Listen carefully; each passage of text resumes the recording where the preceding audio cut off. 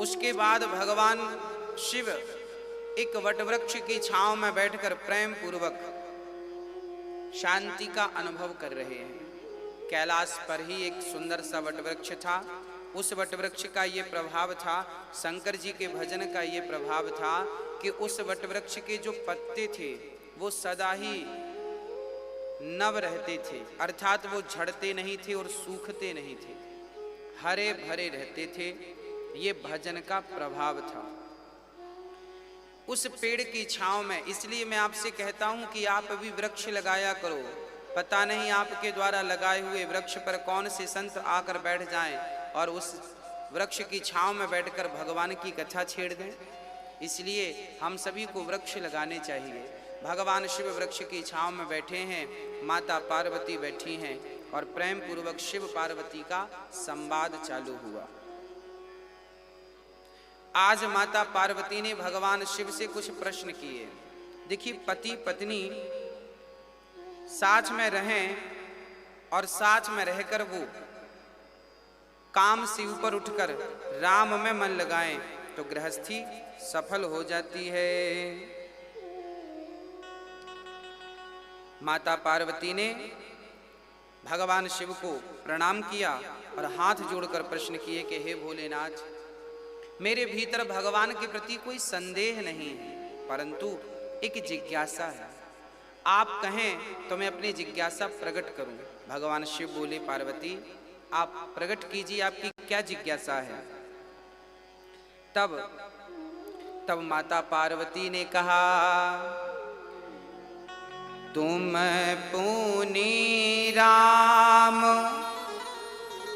राम दिन राती सादर जपहूं अनंग अराती। राम सो अवध नृपति सुत होई, कियज अगुन अलख गति कोई। माता पार्वती ने प्रश्न किया है कि हे भोलेनाथ, आज मैं जिज्ञासावश राम की पावन कथा जानना चाहती हूँ और मुझे कुछ संदेह है, मुझे कोई बात समझ में नहीं आई, कृपया करके मुझे समझाने का कष्ट करें। पार्वती से भगवान शिव ने प्रसन्न होकर कहा, देवी तुम्हें जो समझ में नहीं आया स्पष्ट पूछ लो। तब पार्वती जी ने कहा कि आपको मैं देखती हूँ कि आप दिन रात राम राम जपते हैं। हे भोलेनाथ, आप दिन रात राम राम जपते हैं, तो जिस राम का नाम आप दिन रात जपते हैं, क्या ये वही राम है जो दशरथ के आंगन में खेल रहे हैं? क्या ये वही राम है जो माता कौशल्या की गोद में है? क्या ये वही राम है जो सीता के लिए रो रहे हैं? हे प्रभु, मुझे बड़ा संदेह है। क्या संदेह है? मैंने तो ये सुना है कि राम ब्रह्म है, राम परमात्मा है। यदि राम ब्रह्म है तो फिर ब्रह्म भला किसी का बेटा कैसे बन सकता है? ब्रह्म तो परमात्मा है, वो तो अजन्मा है, उनका तो कभी जन्म नहीं होता, वो तो निराकार है। वो तो पार्वती कह रही हैं भगवान तो निराकार है, निर्गुण है, ब्रह्म है, और भला वो ब्रह्म जो सबका पिता हो, भला उसका कोई पिता कैसे हो सकता है? ये संदेह माता पार्वती को था।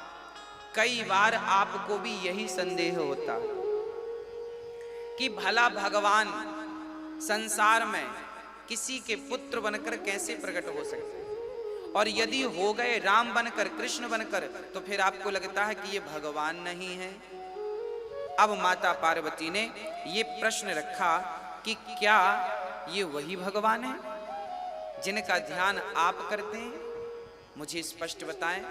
तब कहा भगवान शिव ने, देवी, भगवान शिव तो पार्वती के प्रश्नों को सुनकर बड़े गदगद हो गए। हाँ, पार्वती जी ने कहा कि प्रभु आप हमें पूरा चरित्र सुनाओ। यदि वह ब्रह्म ही राम है तो राम दशरथ के पुत्र क्यों बने, और बने तो फिर उनके राज तिलक के समय उन्हें वनवास क्यों भेजा गया, वनवास गए तो फिर वहां रावण सीता को क्यों चुराया। ये सारी कथा एक के बाद एक माता पार्वती ने पूछना स्टार्ट कर दिया और बड़े प्रेम से शंकर जी माता पार्वती के द्वारा पूछे हुए प्रश्न पर बड़े प्रसन्न हो रहे हैं। प्रसन्न होकर भगवान शिव ने माता पार्वती को धन्यवाद दिया। वाह देवी, आपने तो आज भगवान की कथा का प्रसंग पूछकर आज मुझे कृतार्थ कर दिया। भगवान शिव की आंखों में अश्रु आ गए, अर्थात जिससे आप प्रेम करते हैं उसके बारे में कोई बात छेड़ देना तो शरीर रोमांचित हो जाता है। आज भगवान शिव के रोम रोम से राम राम निकलने लगा और भगवान शिव की आंखों में अश्रु आ गए कि आज इसी बहाने मेरी पत्नी को राम कथा कहने का मुझे अवसर प्राप्त होगा। कितनी सुंदर गृहस्थी है। यदि गृहस्थी में काम कम और भजन राम ज़्यादा हो तो वो गृहस्थी कितनी सुंदर होती है। हाँ, बट भगवान शिव ने भगवान राम को प्रणाम किया। क्या कहा? बोले मंगल भवन मंगलहारी द्रवहु सुदशरथ अजीर बिहारी बंदहु बाल रूप सोई राम सब विधि सुलभ जपत जी सुना। भगवान शिव कह रहे हैं कि राम तो मंगल भवन है, अर्थात मंगल की खान श्री राम जी हैं। ऐसे राम को हम प्रणाम करते हैं जिसका नाम जपने मात्र से सब सिद्धियां सहज में प्राप्त होती हैं। जो अमंगल का नाश करने वाले हैं, जो दशरथ के आंगन में खेलने वाले राम हैं, वो राम मुझ पर कृपा करें। आप सभी लोग जब नया घर बनवाएं तो अपने घर पर यदि आपने ये वाली चौपाई लिखवा दी, घर के द्वार पर बाहर जहाँ पर बाउंड्री पर जहाँ भी जगह हो, बढ़िया पेंटर को बुलाइए और ये चौपाई लिखवाइए, मंगल भवन अमंगल हारी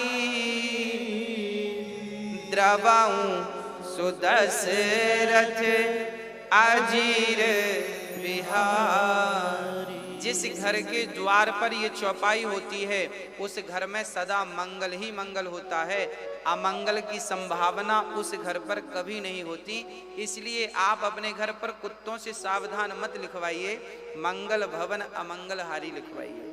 जो राम मंगल के भवन हैं, ऐसे मंगल भगवान को राम को श्री शिव जी प्रणाम करते हैं। और प्रणाम करके कहा, धन्य धन्य गिरिराज कुमारी तुम समान नहीं को उपकारी। धन्य हैं आप, आपके जैसा कोई उपकार करने वाला मुझ पर नहीं है, इसलिए आपकी जय हो। भगवान शिव माता पार्वती से कह रहे हैं, देखो देवी, आपने बड़ा उत्तम प्रश्न किया है। सारी कथा राम जी की आपने पूछ ली है। अब मैं आपको सविस्तार सारी कथाएं सुनाता हूँ। कहते हैं जिनके कान भगवान की कथा नहीं सुनते वो कान व्यर्थ हैं। जिन हरि कथा सुनहि नहीं काना श्रवण रंध्र वही भवन समाना। जिनके कान कथा नहीं सुनते, इनके कान केवल सर्प के बिल, चूहे के बिल समान हैं और कोई काम नहीं। इसलिए कहते हैं ना, भगवान ने कान दिए हैं तो कथाएं सुनने लग जाइए। कान से जब कथा प्रवेश करती है ना तो हृदय में जो पापों की मैल जमी है वो पापों की मैल समाप्त हो जाती है। हाँ, और कहा, शंकर जी कहते हैं देवी, जिनके कान कथा नहीं सुनते इनके कान व्यर्थ हैं, जिनकी आंख संत का दर्शन नहीं करती और मेरे बिहारी जी का, मेरे राम का दर्शन नहीं करती, इन आँखों को तो केवल मोर पंख में जो आँख बनी होती है ना, आपने मोर पंख में भी एक आँख देखी होगी, बनी रहती है। जो व्यक्ति संतों का दर्शन इन आँखों से और भगवान का दर्शन इन आँखों से नहीं करता, उनकी आँखें मोर के पंख जैसी हैं। सुंदर तो हैं पर हैं किसी काम की नहीं, व्यर्थ हैं वो आँखें। हाँ, और कहा कि भगवान शिव कहते हैं, जो सिर चरणों में झुकता नहीं है, गुरुजनों के, माता पिता के, भगवान के चरणों में जो सिर नहीं झुकता वो केवल तुम्बा के समान है। तुम्बा का कमंडल, लौकी जानते हैं, एक कड़वी लौकी होती है जिसका कमंडल संत बनाते हैं। हाँ, बस लटकी रहती है लौकी, पेड़ पर लटकी रहती है वो। हाँ, ऐसे ही वो व्यक्ति का सिर किसी काम का नहीं, जो सिर नहीं झुकाता, तुम्बा अर्थात कड़वी लौकी, ना वो खाई जा सकती ना वो उसका कोई उपयोग है, कड़वी लौकी की तरह है, तुम्बा की तरह है। और कहते हैं शंकर जी, जिन हरि भगति हृदय नहीं आनी, जीवत सब समान ते प्राणी। जिस व्यक्ति के हृदय में भगवत, ये शंकर जी कह रहे हैं, ये राम कथा में भगवान शिव कह रहे हैं, जिसके हृदय में प्रेम नहीं है, भगवान के प्रति भक्ति नहीं है, वो व्यक्ति मरा हुआ समझिएगा। हाँ, जिंदा उसी को मानिएगा जिसके अंदर भगवत प्रेम है, जिंदा उसी को मानिएगा जिसके अंदर भगवत भक्ति है, जिसके अंदर भक्ति का संचार नहीं है, भक्ति अभी जन्म नहीं लिए जिसके हृदय में, समझिएगा कि वो व्यक्ति चलता फिरता मुर्दा है। एक गांव में एक महात्मा जी पहुंचे। वो महात्मा जी गांव के बाहर शमशान था, वहीं रुक गए। शमशान पर उन्होंने देखा कि सारे चबूतरे बना रखे हैं, चबूतरों पर एक छोटा सा पत्थर गाड़ रखा है, पत्थर पर लिखा था किस व्यक्ति का जन्म कब हुआ और ये व्यक्ति मरा कब, अर्थात शमशान में सबके मरने वाले की जन्म और जन्म लेने का समय लिखा था, कब तारीख पर जन्म लिया, किस तारीख पे मरा, और नाम, फलाना व्यक्ति जन्म इस तारीख को मर गया। वहां हजारों की संख्या में नाम थे, पर सारे नाम की जो उम्र थी ना, वो केवल 10 वर्ष थी, किसी की 5 वर्ष थी, किसी की 2 वर्ष थी, अधिक से अधिक किसी की 12 वर्ष थी। संतों को लगा कि यहाँ हजारों नाम लिखे हैं मुर्दों के, पर 12 साल से ज्यादा की उम्र किसी की है ही नहीं। भाई इस तारीख को पैदा हुआ और 12 साल के अंदर ही वो मर जा रहा है। तो गांव में संत जी ने पता किया कि भाई क्या इस गांव में लोग ज्यादा जीते नहीं हैं। गांव वालों ने कहा, महाराज गांव में तो लगभग सारे 80-80 साल के हैं, 50-50 साल के हैं, 100-100 साल के भी बूढ़े मिल जाएंगे आपको, आप ऐसा क्यों पूछ रहे हैं। संत जी ने कहा, शमशान में मैंने देखा 12 साल से ज्यादा की उम्र का कोई था ही नहीं। गांव वालों ने कहा, महात्मा जी हम व्यक्ति की वही उम्र लिखते हैं जिस उम्र से उसने भजन स्टार्ट किया, जितना उसने भजन किया, जिस समय से उसने भजन किया, उसी को हम उम्र मानते हैं। बाकी समय तो उसकी व्यर्थ मुर्दे की तरह बीत रही थी, उसकी तो हम गिनती करते ही नहीं। तो आप अपने जीवन में जब से भजन करना, भगवान से प्रेम करना स्टार्ट करेंगे, तभी से आपकी उम्र मान्य होगी। अर्थात तो फिर मुर्दे की तरह बहुत लोग जी रहे हैं, उनका तो कोई अर्थ नहीं है। हाँ, तो ऐसे भगवान शिव कह रहे हैं, देवी सुनो, जो व्यक्ति भगवान से प्रेम नहीं करता वो चलता फिरता मुर्दा है। ऐसा कौन, मैं नहीं, भगवान शिव कह रहे हैं। इसलिए जिनके हृदय में प्रेम नहीं है वो व्यर्थ हैं, ऐसों के दर्शन करने से पाप है। इसलिए हृदय में भगवत प्रेम जगाइए। भगवान शिव कह रहे हैं कि देवी जो नहीं कराई राम गुण गाना, जी है सुदादुर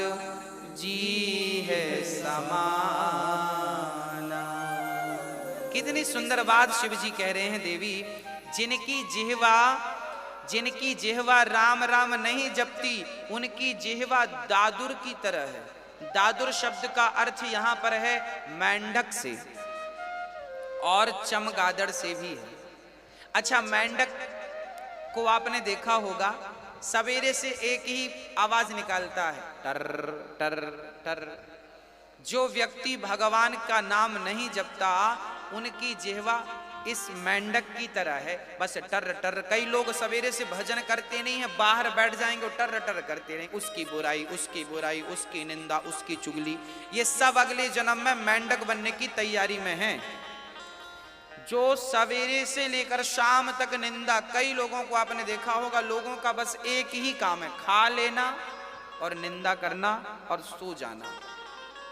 निंदा करने वाला व्यक्ति, चुगली करने वाला व्यक्ति, यहां वहां की व्यर्थ की बकवास करने वाला व्यक्ति, निश्चित मानिए कि वो व्यक्ति मेंढक बनेगा और टर टर करता रहेगा। और गोस्वामी जी कह रहे हैं कि वो दादुर अर्थात चमगादड़ भी बनता है। चमगादड़ सबसे 84 लाख योनियों में सबसे निकृष्ट योनि यदि कोई है तो वो चमगादड़ है। चमगादड़ उल्टा लटकता है, पांव के बल कभी बैठता नहीं है, उल्टा, पांव ऊपर सिर नीचे। क्यों? क्योंकि वो मुंह से ही खाता है और मलमूत्र भी मुख से ही करता। सबसे निकृष्ट होता है चमगादड़। हाँ, उस चमगादड़ जो व्यक्ति केवल दूसरों की आलोचनाएं करते हैं, अपनी जिह्वा को राम नाम लेकर पवित्र नहीं करते, ऐसे व्यक्ति निश्चित चमगादड़ बनकर के कोरोना फैलाते हैं। हाँ, तो चमगादड़ ना बने उसके लिए आपको राम नाम जपना चाहिए। प्रेम पूर्वक भगवान की कथा। हाँ, श्री शंकर भगवान कह रहे हैं कि देवी सुनो, भगवान तो सगुण नहीं अगुण नहीं, नहीं कछु भेदा, गावहि मुनि पुराण बुध वेदा।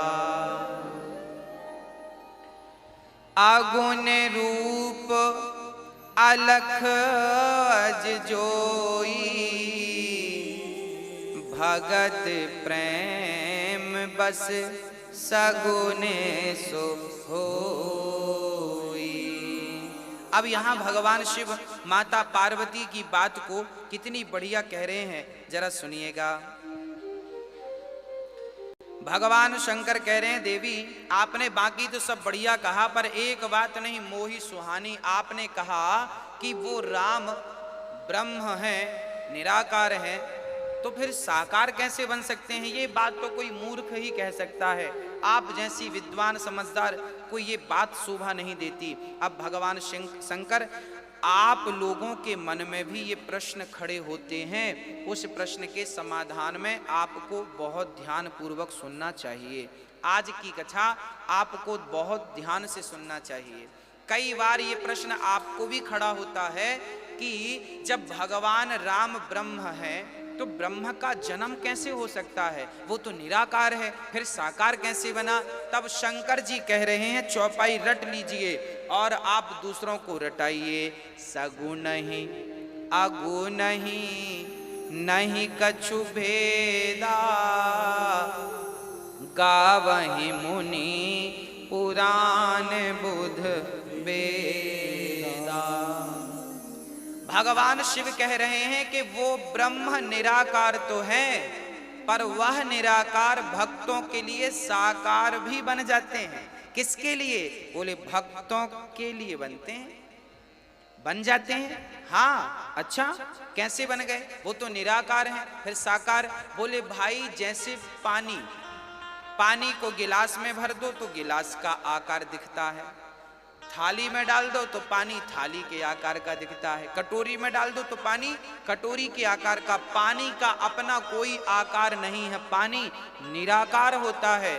परंतु वही पानी जो निराकार है, वही पानी जब फ्रिज में बंद होता है तो वह पानी बर्फ बन जाता है। जो अभी निराकार पानी था अब वह बर्फ बन गया, तो बर्फ का एक आकार है। तो जो निराकार था वह एक आकार धारण करता है, अर्थात परमात्मा निराकार तो है, पर जब भक्तों की फ्रिज में प्रवेश करता है तो वही परमात्मा निराकार भक्तों के लिए सगुण साकार बन करके प्रकट हो जाता है।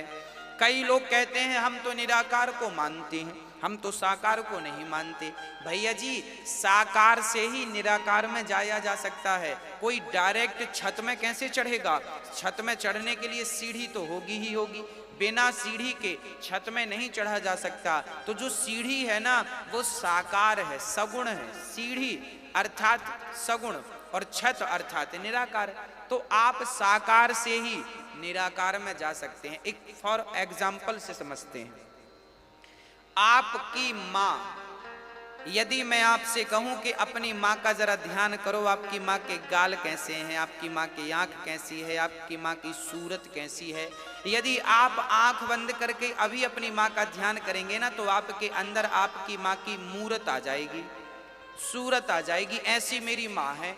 क्यों आएगी? क्योंकि आपने अपनी माँ को नजदीक से देखा है, कई बार देखा है। अच्छा, जिस बच्चे की माँ बचपन में ही बच्चे को पैदा करती मर गई है, उस बच्चे से कहा जाए तू अपनी माँ की जरा ध्यान कर, जरा छवि बना, तो क्या वो छवि बना सकता है? नहीं बना सकता। क्यों नहीं बना सकता? क्योंकि उसने कभी अपनी माँ को देखा ही नहीं है। तो देखा ही नहीं है तो छवि क्या बनाएगा? उसी प्रकार जैसे माँ को आपने देखा है तो फिर माँ के ना रहने पर भी उसकी आकृति बनाई जा सकती है, पर नहीं देखा तो नहीं बनाई जा सकती। उसी प्रकार परमात्मा तो निराकार हैं, पर वो साकार बनकर इसलिए आते हैं ताकि भक्त मेरी आकृति अपने हृदय में बना सकें। बिहारी जी बनकर बैठ गए भगवान, ताकि भक्त मेरी इस आकृति को अपने हृदय में बसा लें। हाँ, वो जगन्नाथ बनकर बैठ गए ताकि भक्त इस आकृति को हृदय में बसा लें और इसी का चिंतन करते रहें, ताकि इससे उनका कल्याण हो जाए। जैसे पहली के विद्यार्थी को, KG1 के विद्यार्थी को लिखकर बताना पड़ता है ये का है, का कैसा होता है, लिखकर बताओगे तब तो बच्चे की खोपड़ी में जाएगा। अच्छा, ये का ऐसा होता है, खा ऐसा होता है, का ऐसा होता है, लिखकर नहीं बताओगे तो बच्चा कैसे समझेगा? जैसे बच्चे को लिखकर बताना पड़ता है, एक बार वो समझ गया तो फिर लिखने की जरूरत नहीं है। मैंने कहा का तो आपके अंदर का की आकृति बन गई, मैंने कहा खा तो आपके अंदर खा की आकृति बन गई। उसी प्रकार जैसे बच्चे को, पहली के बच्चे को कोई भी चीज आपको लिख के बतानी ही पड़ेगी, उसी प्रकार भक्ति की पढ़ाई जब आप करोगे तो वहां सगुण की जरूरत पड़ेगी ही पड़ेगी, तब तो आकृति बनेगी राम की और कृष्ण की। बिना उस आकृति के उस निराकार में कैसे मन लगेगा? तो साकार से ही आप निराकार में जा सकते हैं। इसलिए भगवान शिव कह रहे हैं कि सगुण ही अगुण नहीं कछु भेदा, कोई भेद नहीं है सगुण में और निर्गुण में। ये हम नहीं, शंकर जी कह रहे हैं। जो व्यक्ति भगवान के साकार और निराकार में भेद करता है वो व्यक्ति बड़ा पापी होता है। कोई भेद ना करो। कई लोग ऐसे हैं निराकार को मानते हैं तो कई लोग कहते हैं हम मूर्ति पूजा नहीं करते। हमारे भारत में कई लोग ये कहने वाले मिल जाते हैं कि महाराज हम मूर्ति पूजा नहीं करते, मूर्ति पूजा नहीं करते। वाह, तो फिर अपनी माँ की तस्वीर कमरे में क्यों लगा रखी है? फिर अपने दादा परदादाओं की चित्र कमरे में क्यों लगा रखे हैं? मूर्ति पूजा तो तुम नहीं करते। तो भगवान की मूर्ति से विरोध है और माँ की मूर्ति से प्यार है। अरे भाई, मूर्ति तो मूर्ति होती है, किसी की भी हो। एक बार स्वामी विवेकानंद जी से किसी ने कहा कि मैं मूर्ति की पूजा नहीं करता और मैं मूर्ति को नहीं मानता। एक राजा ने स्वामी विवेकानंद जी से कहा कि मैं मूर्ति पूजा नहीं करता और मैं मानता भी नहीं हूं। स्वामी जी बोले बढ़िया है, आप मत मानिए, कौन कह रहा है? तभी स्वामी जी ने देखा कि उस राजा के दरबार में राजा के पिता का चित्र लगा था, जो कि पहले वो राजा थे। हाँ, राजा विवेकानंद जी ने राजा से कहा, राजा साहब ये चित्र किसका है? राजा ने कहा ये मेरे पिता का चित्र है और ये पहले राजा थे, इन्होंने मुझे राजगद्दी दी है। तब सैनिकों को विवेकानंद जी ने कहा जरा ये राजा की तस्वीर निकालिएगा। तस्वीर निकाली गई। स्वामी विवेकानंद जी ने कहा जमीन पर रखो। जमीन पर रख दी गई। स्वामी जी अब क्या करते हैं, उसे तस्वीर के ऊपर थूकने लगते हैं। थूक दिया और लातों से कुचलना शुरू। अब राजा को बड़ा क्रोध, ए विवेकानंद जी क्या कर रहे हैं आप, मेरे पिता का अपमान कर रहे हैं।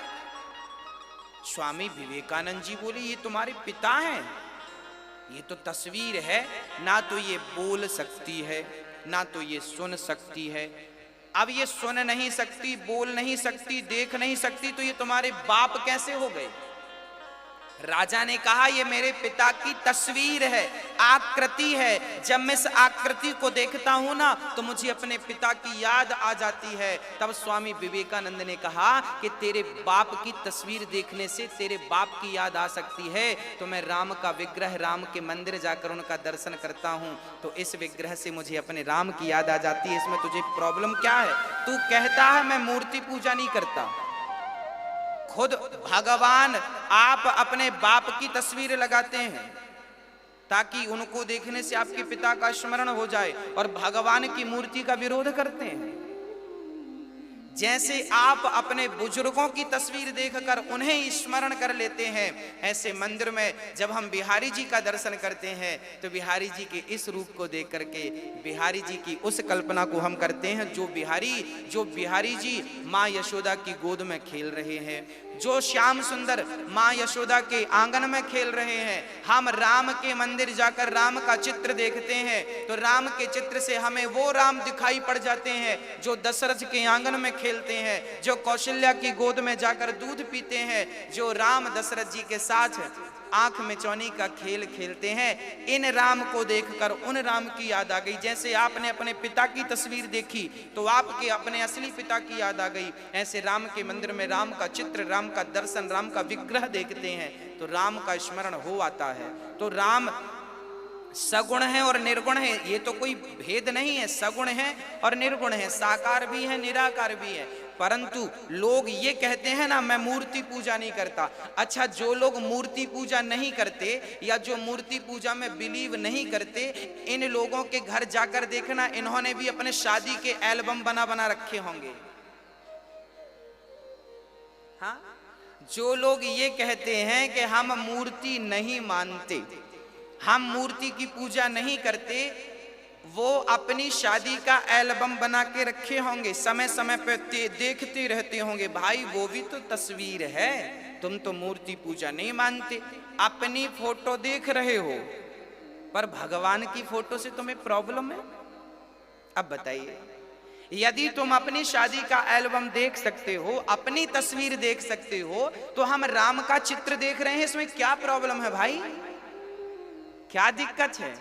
राम को हम विग्रह, राम का विग्रह बनाकर हम उनकी पूजा कर रहे हैं, क्या दिक्कत है? अरे भगवान श्री राम ने भी जब लंका में चढ़ाई करने वाले थे ना, तो भगवान श्री राम ने भी भगवान शिव का विग्रह बनाया था कि नहीं?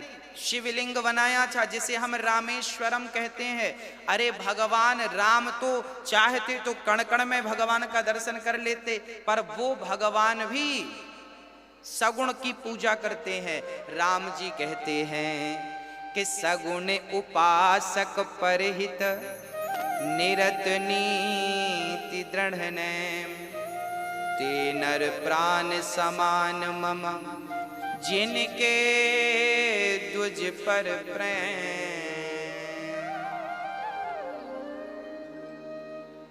तो आपके अंदर कभी ये भाव आए कि आप भगवान को ना मान रहे हैं, मूर्ति को? मैं ये नहीं कहता कि निराकार को मत मानिए भाई, जब साकार को मानने लगेंगे तो आप निराकार में अपने आप पहुंच जाएंगे। काखा गाघा का एक बार बोध हो गया तो फिर वो तो बोध हमेशा के लिए हो जाएगा। हाँ, तो सगुण से निर्गुण की ओर जाया जा सकता है। निराकार में रहकर सगुण का विरोध मत कीजिए, नहीं तो पाप लगेगा। शंकर जी कह रहे हैं, देखो देवी, भगवान कितने सुंदर हैं और इनका कितना सुंदर स्वरूप है। ये वही ब्रह्म है जो भगवान के बारे में लिख रहे हैं कि देवी, क्या होता है भक्तों, आप सभी लोग एक प्रैक्टिकल करके देखो। अपनी एक उंगली अपनी आंख के यहां पे लगाओ, यहां पे, और जरा आंख पर दबाओ यूं। जब आप अपनी उंगली आंख पर हल्का सा दबाएंगे ना, तो सामने आपको एक व्यक्ति से तुरंत दो हो जाएंगे। आप करके देख लीजिए प्रैक्टिकल। आप अपनी आंख को यहां पे हल्का सा दबाइए, ये देखिए, आप हल्का सा दबाएंगे तो आपको एक व्यक्ति से तुरंत दो दिख जाएंगे। जैसे आंख के यहां पर दबाने से एक व्यक्ति का दो दिख जाता है, दिखता है ना, प्रैक्टिकल करके देख लीजिए, दिखेगा। उसी प्रकार वह परमात्मा है तो एक ही, वह एक ही नारायण है, पर वह एक ही अनेक रूप में दिखाई पड़ते हैं। हाँ, एक ही अनेक रूप में दिखाई पड़ जाते हैं। जैसे आंख पर उंगली लगाने से चंद्रमा को देखो तो दो चंद्रमा दिखाई पड़ते हैं, चंद्रमा है तो एक, पर दिखने दो लगते हैं। ऐसे ही परमात्मा मेरे राम तो एक ही है, पर वह दो तीन दिखने लगते हैं। एक राम दशरथ के बेटे, एक राम दशरथ का बेटा, एक राम घट घट में लेटा, एक राम परब्रह्म, मतलब वह एक ही अनेक रूपों में दिखने लग जाते हैं। तो उन्हें अलग अलग समझने की गलती बिल्कुल मत करना। ये वही राम है जो बिनु पग चलहि सुनहि बिनु काना, कर बिनु कर्म करहि विधि नाना। बिनु पग चलहि सुनहि बिनु काना, कर बिनु कर्म करहि विधि नाना। ये परमात्मा वह राम है जो बिना पांव के चलते हैं, बिना हाथ के काम करते हैं, बिना कानों के सुन लेते हैं। अच्छा, बिना कानों के भगवान ने कहाँ सुन लिया? बोले जब बाली के यहाँ तारा ने समझाया बाली को कि राम तो भगवान है, पंगा मत लो। और बाली फिर भी युद्ध करने सुग्रीव से आया। जब राम ने बाली को पछाड़ दिया तो बाली से राम ने कहा था, क्यों, तेरी पत्नी ने समझाया था पर तू सुना नहीं। अब बाली चक्कर में पड़ गया कि मेरी पत्नी ने तो कमरे में बताया था, इन्हें कैसे पता चल गया। तब ये बात स्पष्ट हो गई कि ये भगवान है। ये कमरे के भीतर आप जो बात कर रहे हैं, अरे बात तो छोड़ दो, आप प्रेजेंट में जो सोच रहे हैं, आप जो सोच रहे हैं वो भी मेरे राम सुन रहे हैं। ऐसे उनके कान हैं, जो सोच रहे हैं हम वो भी सुन रहे हैं। तो बिनु पग चलहि, अच्छा बिना पांव के कहां चल गए भगवान? बिना पांव के कहां चलते हैं भगवान? तब बतलाए कि देखो, जब द्रौपदी माँ ने भगवान को बुलाया, द्रौपदी ने कहा, प्रभु मेरी लाज लुट रही है, आओ। तब भगवान द्वारिका में थे, दिल्ली में लाज लुट रही द्रौपदी की और भगवान द्वारिका में, लगभग 1500 किलोमीटर की दूरी पर। प्रेम से द्रौपदी ने बुलाया तो बिना पांव वाला भी इतनी तेज चलता क्या?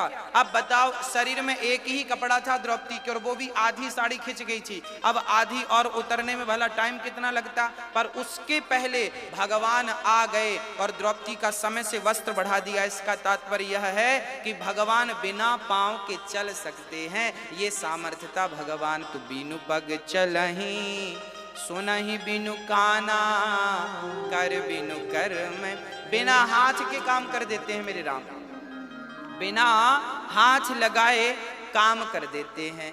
क्या काम कर दिया? बोले बिना हाथ लगाए द्रौपदी का चीर बढ़ा दिया। हाथ कहाँ लगाया? किसी को दिखाई थोड़ी पड़े थे भगवान, तो बिना हाथ लगाए द्रौपदी का चीर बढ़ा दिया। तो बिनु पग चलहि सुनहि बिनु काना, कर बिनु कर्म करहि विधि नाना। हाँ,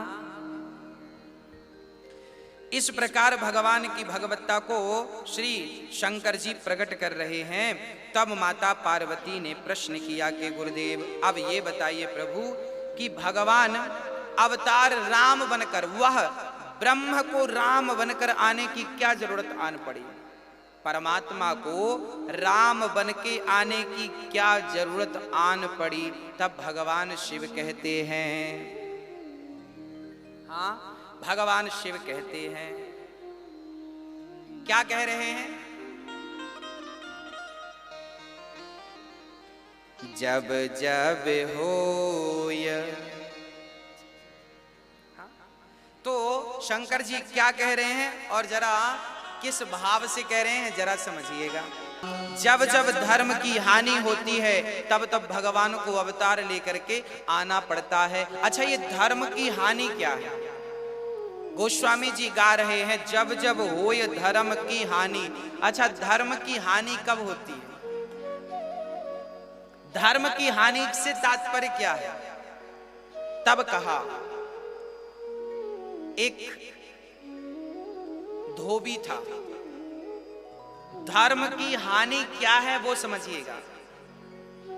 एक धोबी था, धोबी अपने गधे को चराने ले जाता था। धोबी के पास एक पालतू गधा था। धोबी जी अपने गधे को जंगल ले जाया करते थे। एक दिन क्या हुआ, धोबी जंगल से लौट रहे थे तो रास्ते में एक बहुत बड़ा हीरा धोबी को मिल गया। हीरा बड़ा चमकदार था। धोबी को लगा कि ये चमकने वाला कोई पत्थर है। अब धोबी को पत्थर अच्छा लगा तो उसने क्या किया कि उसने रस्सी में उस पत्थर को बांधकर गधे के गले पे डाल दिया। धोबी को लगा कि ये तो चमकीला पत्थर है, अच्छा लग रहा, तो गधे के गले पे डाला। और जब गधे को नहलाए तो गधे को साबुन लगा के उसी पत्थर से वो गधे को घिसे। वो हीरा था जिसकी कीमत बाजार में करोड़ों रुपए थी, परंतु धोबी को केवल ज्ञान ना होने के कारण धोबी उस हीरे से क्या करता, गधे को घिसता। एक जौहरी बाजू से निकला। जौहरी की दृष्टि पड़ी, वाह ये तो हीरा है। जौहरी ने मन में विचार किया कि यदि हमने कह दिया कि ये हीरा है तो अभी धोबी इसकी कीमत बढ़ा देगा। इसलिए जौहरी ने बड़ी चतुराई से कहा, ए भाई ये तुम्हारा चमकीला पत्थर हमें बड़ा पसंद आया, क्या तुम इसे 1 रुपए में दोगे? धोबी ने मन में विचार किया कि भाई ये कितना मूर्ख है, पत्थर के 1 रुपए दे रहा है। धोबी ने मन में विचार किया कि लगता है इसका दिमाग खराब है, दे दो, हम तो दूसरा उठा लाएंगे जंगल से। जंगल में कोई पत्थरों की कमी थोड़ी है। धोबी ने वो पत्थर 1 रुपए में उसे दे दिया। अब वो हीरा जैसे ही जौहरी के हाथ में आया, वैसे ही जौहरी के हाथ में आते ही वो हीरा टुकड़े टुकड़े हो गया, टूट गया। तब जौहरी ने कहा, वाह हीरा, अभी तुम गधे के गले में थे तब तो टूटे नहीं, गधे को साफ कर रहे थे तब तो टूटे नहीं, और मुझ जौहरी के पास आए तो टुकड़े टुकड़े हो गए। तब उस टूटे हुए हीरे से आवाज आई, जौहरी जी, अरे वो तो धोबी जानता ही नहीं था कि मेरी कीमत कितनी है, पर आप तो जानते थे कि मेरी कीमत कितनी है, फिर भी तुमने 1 रुपए आकी, फिर भी तुमने मेरा मूल्य जानकर 1 रुपए लगाया।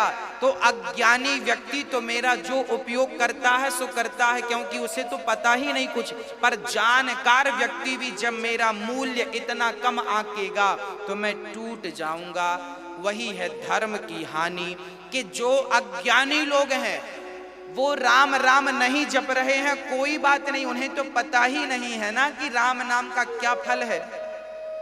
अमेरिका के लोग राम राम नहीं जप रहे हैं, कोई बात नहीं।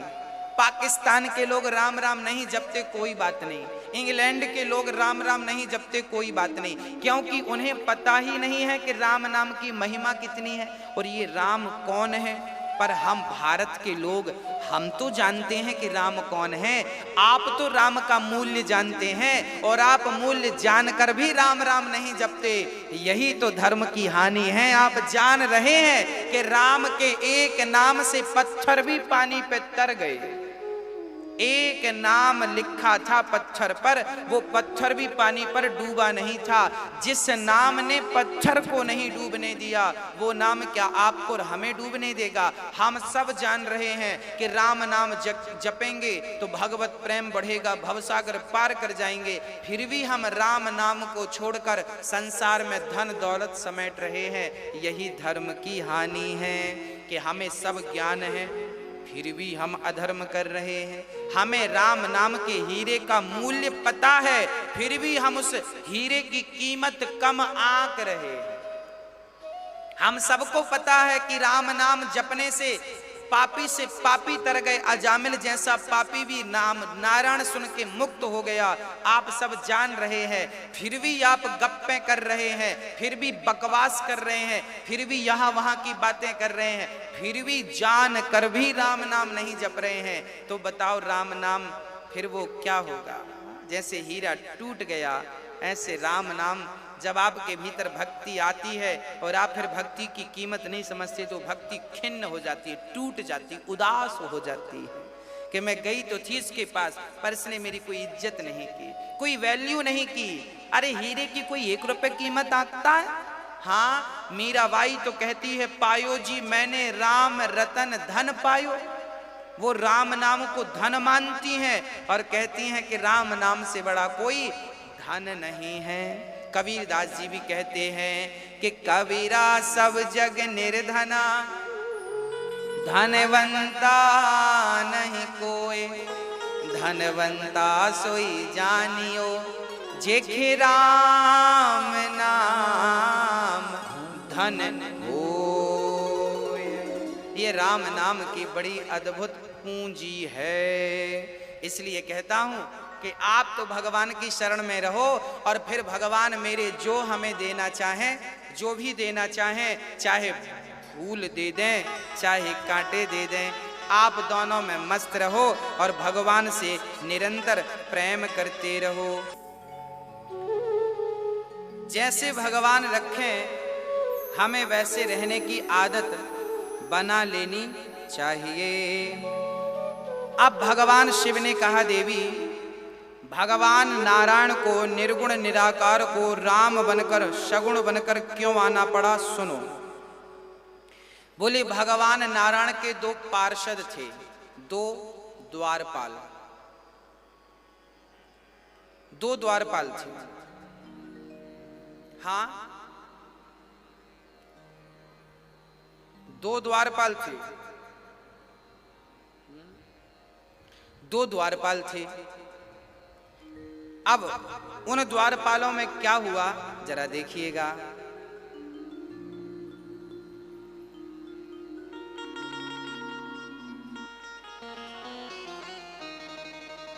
हाँ,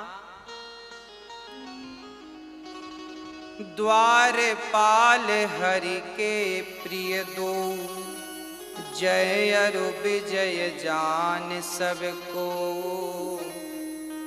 जन्म एक दुई कहूँ बखानी, सावधान सुनो सुमति भवानी।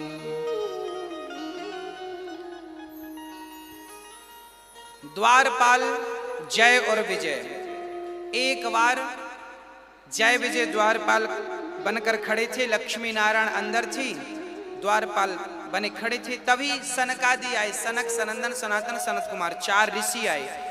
इन चारों ऋषियों ने भगवान का दर्शन करना चाहा, परंतु द्वारपाल ने रोक दिया, खबरदार अंदर मत जाना। संतों ने कहा, क्या तुम्हें पता है तुम क्या कर रहे हो? जय विजय बोले, हमें सब पता है, रोज रोज आ जाते हो दर्शन करने, चलो। कहते हैं मालिक से ज्यादा उनका पिए अपनी में रहता है। हाँ, मालिक तो कुछ नहीं कहता पर ये ज्यादा बोलते हैं। जय विजय ने उद्दंडता की, दुष्टता दिखाई, संतों का अपमान किया। अरे भाई, भक्त को भगवान से मिलने में कोई रोक कैसे सकता है? जय विजय ने रोका, तब उन्हें संतों ने श्राप दे दिया, जाओ तुम राक्षस हो जाओ।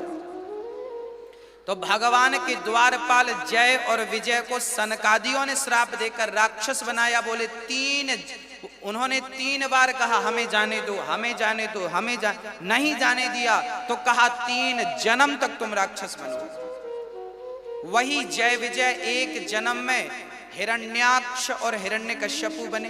हिरण्याक्ष को बाराह भगवान ने, हिरण्यकश्यपु को नरसिंह भगवान ने तारा। दूसरे कल्प में, दूसरी बार में ये रावण और कुंभकर्ण बने जय विजय। इन्हें मारने भगवान को अवतार लेकर आना पड़ा, इनके लिए भगवान को अवतार लेना पड़ा। और चौथी बार जैसे ही श्राप दिया संतों ने, भगवान नारायण अंदर से निकलकर बाहर आए और संतों से क्षमा मांगी, प्रभु मेरे द्वारपालों ने अपराध कर दिया है। यदि आपका कोई दास, आपका नौकर चाकर कोई गलती करता है तो वो गलती उसकी नहीं, मालिक की मानी जाएगी। हाँ, तो भगवान शिव ने अपनी, भगवान नारायण ने अपनी गलती स्वीकार की, क्षमा करना प्रभु, इनके कारण आपको विघ्न हुआ। अब जय विजय चरणों में गिर पड़े, महाराज देखो हमें तो इन्होंने राक्षस बनने का श्राप दे दिया। तब भगवान नारायण बोले कि तुम 3 बार अवतार लोगे, हम तुम्हें उद्धार करने के लिए 4 बार अवतार लेंगे। 1 बार हिरण्याक्ष को मारने, बाराह भगवान, हिरण्यकश्यपु को मारने नरसिंह भगवान, रावण कुंभकर्ण को मारने राम भगवान, और फिर वही जय विजय शिशुपाल और दंतवक्र बने। शिशुपाल और दंतवक्र जिन्हें भगवान कृष्ण ने मारा। तो 3 अवतार यदि भक्त ने लिए हैं तो भगवान ने 4 बार अवतार लेकर अपने भक्त का उद्धार किया। तो 1 बार पार्वती जय विजय की गलती के कारण भगवान को नर रूप में राम बनकर आना पड़ा। और एक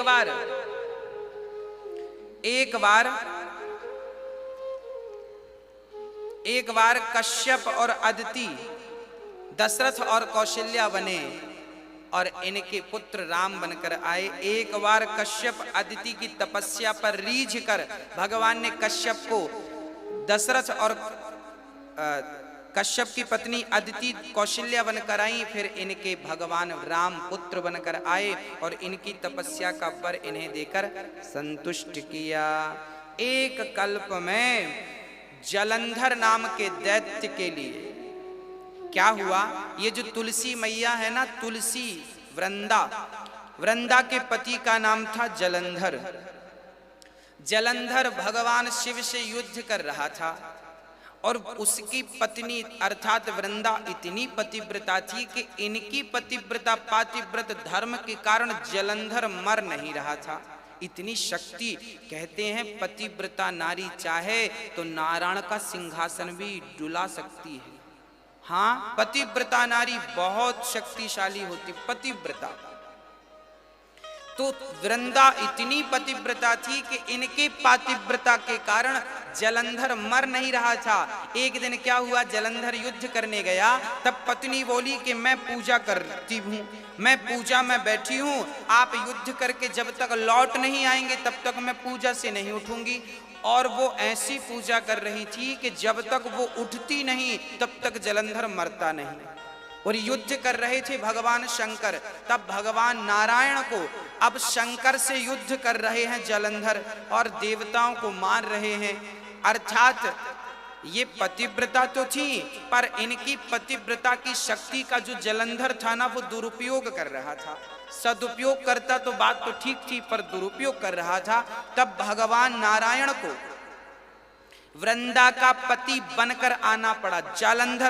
जलंधर बनकर भगवान आ गए। अब जलंधर बन के आए तो वृंदा को क्या लगा कि मेरे पति आ गए युद्ध जीत कर, और उसने पूजा छोड़ दी। और जैसे ही पूजा छोड़ी तो वहां भगवान के त्रिशूल से जलंधर का सिर कटा और यहां वृंदा के सामने आकर गिरा।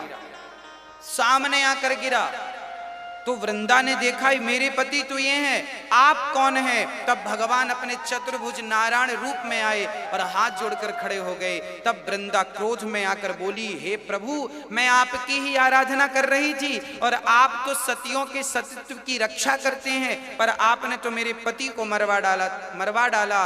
तब भगवान ने कहा, देवी आपके पति गलत कर रहे थे, अब मुझे पाप का तो भार उतारना ही था। तब वृंदा ने श्राप दे दिया, जाओ, जैसे आपने मेरे पति को मुझसे दूर किया है, अगले जन्म में मेरा पति आपकी पत्नी को आपसे दूर करेगा।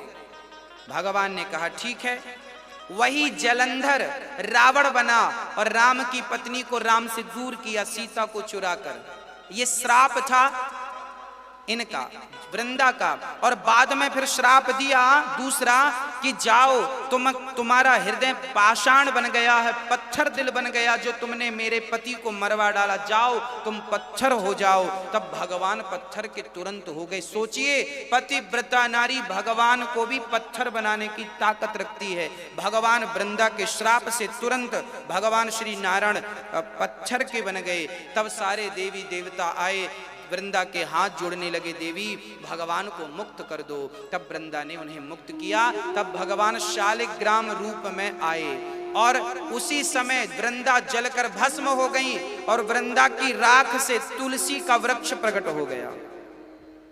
वृंदा की राख से तुलसी का वृक्ष प्रकट हो गया और वो तुलसी के वृक्ष से पानी गिर रहा था, मानो वृंदा रो रही थी। तब भगवान शालिग्राम ने कहा, देवी चिंता ना करो, तुमने मुझे पति के रूप में पाया है, क्योंकि मैं तुम्हारा पति बनकर आया था ना।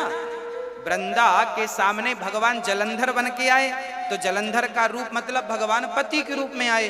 तब वृंदा ने कहा, अब आप ही हमारे पति बन जाओ। तब भगवान ने तुलसी से विवाह किया और आज तक तुलसी जब तक शालिग्राम के ऊपर ना चढ़े तब तक भगवान रोटी भी नहीं खाते, इतना प्रेम करते हैं भगवान आज भी वृंदा से।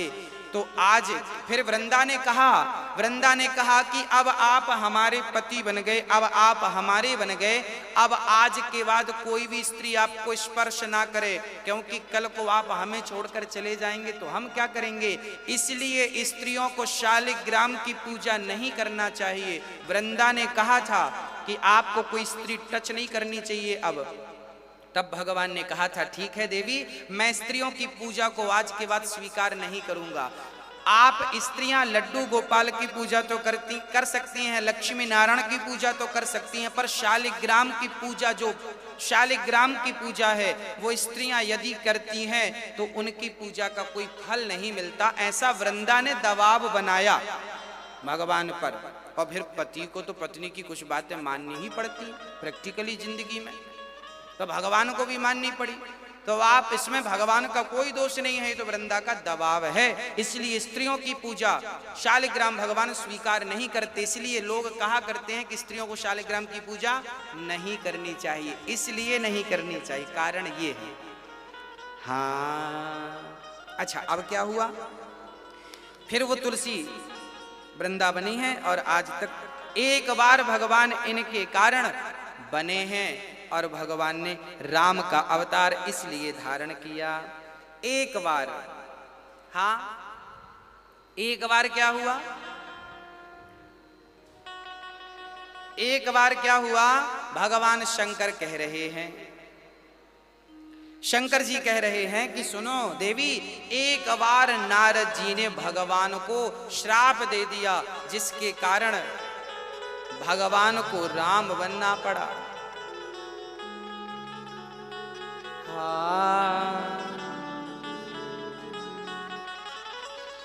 नारद श्राप दीन एक बारा, कल्प एक तेहि लगी अवतारा। गिरजा चकित भई सुनिवानी, नारद विष्णु भगत पुनि ज्ञानी। कारण कवन श्राप मुनि दीन्हा, का अपराध रमापति कीन्हा। यह प्रसंग मोहि कहूँ पुरारी, मुनि मन मोह आचरज भारी। क्या कहा? शंकर जी कहते हैं देवी, एक बार नारद जी ने भगवान नारायण को श्राप दिया, जिसके कारण भगवान नारायण को अवतार लेकर के राम बनना पड़ा। नारद श्राप दीन एक बारा, हाँ, एक कल्प एक ते ही लगी अवतारा। अब पार्वती जी ने अच्छा, पार्वती जी के गुरु कौन है? नारद जी हैं। नारद जी ने श्राप दिया, तुरंत पार्वती ने कहा, हे भोलेनाथ, नारद जी तो दिन भर भगवान का नाम जपते हैं, वो तो